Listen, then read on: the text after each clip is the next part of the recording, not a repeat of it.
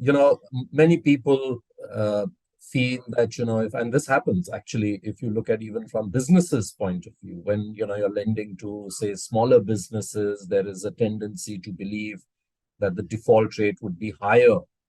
Of course, now there is a change in approach. And again, young companies like you have come out there and are funding small businesses.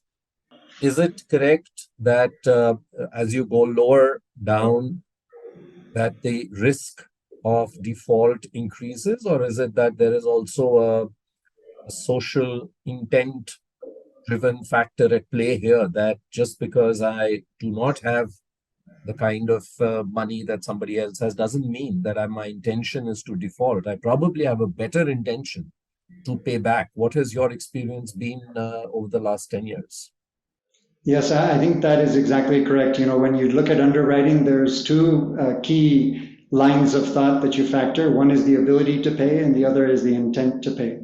Ability is usually easier to identify because you're looking at financial statements and that sort of thing. The intent is much more difficult. And so I would say, as we have methodologies that get, and ability to pay can be a little opaque in schools because they don't have IT returns and a lot of the formal. So that's really the art of underwriting here.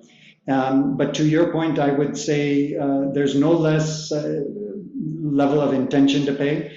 In fact, I'd say people that are more excluded very much carry that burden, that they know that this is their one avenue towards proving their credit worthiness, and so they don't tend to play with that.